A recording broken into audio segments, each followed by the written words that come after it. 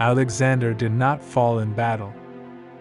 He fell in silence, in success, in belief. By the time he ruled half the known world, there was no enemy left strong enough to stop him. And that was the most dangerous moment of all. Because history shows us one brutal truth. Power rarely destroys you. Unquestioned power does. Part 1: The moment the world stopped saying no. At first, Alexander listened. To generals, to advisors, to friends. But victory changes the tone of every room. Each conquest made resistance quieter. Each triumph made agreement easier. Soon, no one challenged his decisions. Not because they believed, but because they feared. And when a leader hears only silence, he mistakes it for destiny. Alexander began to believe. He was not just chosen by fate. He was fate. Part 2: From leader to symbol. Alexander no longer wanted to be king. He wanted to be eternal.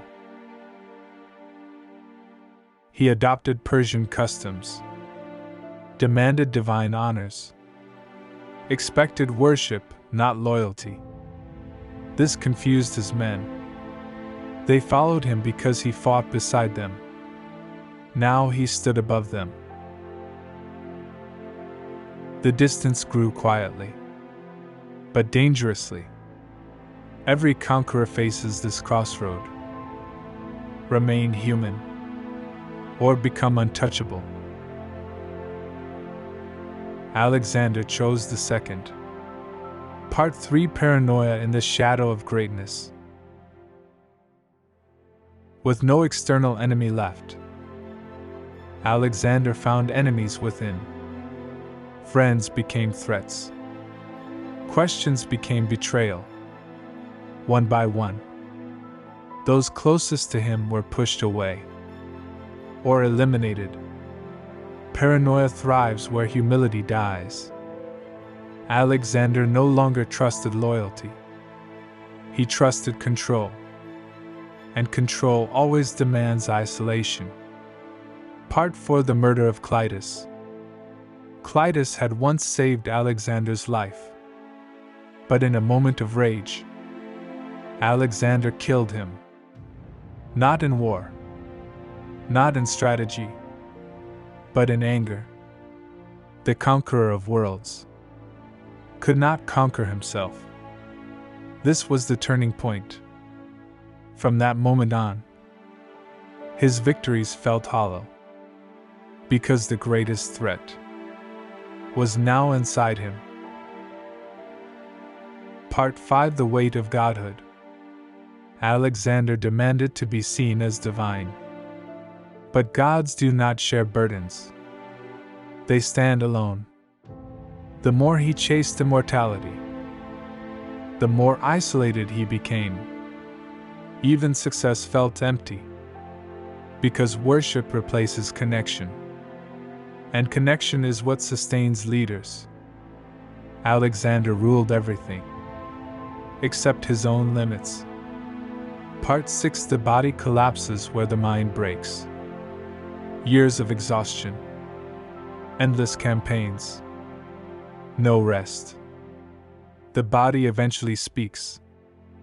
When the mind refuses to listen, Alexander fell ill in Babylon. Some say poison, some say fever. But history suggests something else. A man who believed himself unstoppable, ignored every warning, and nature never negotiates. Part 7: Death without succession. Alexander died at 32.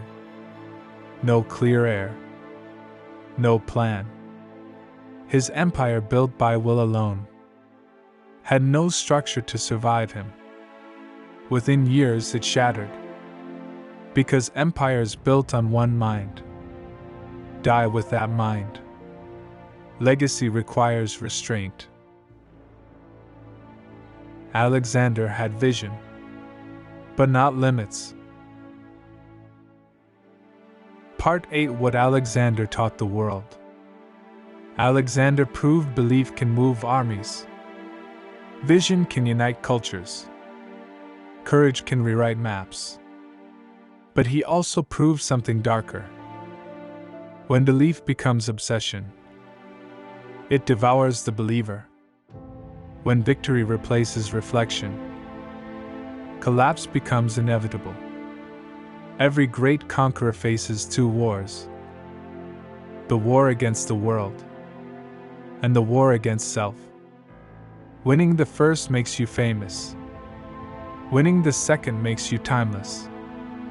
Alexander won the first. Alexander's greatest mistake was not ambition. It was believing ambition alone was enough. He conquered faster than wisdom could follow him. And when wisdom lags behind power, collapse is never sudden, it is silent. No enemy celebrated his fall. History simply moved on. Because the world does not reward those who conquer once. It remembers those who build something that survives them.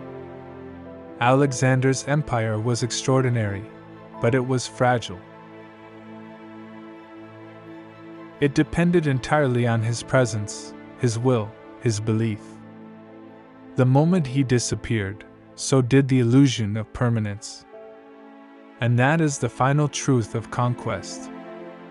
Power without balance consumes itself. Victory without limits shortens its own lifespan.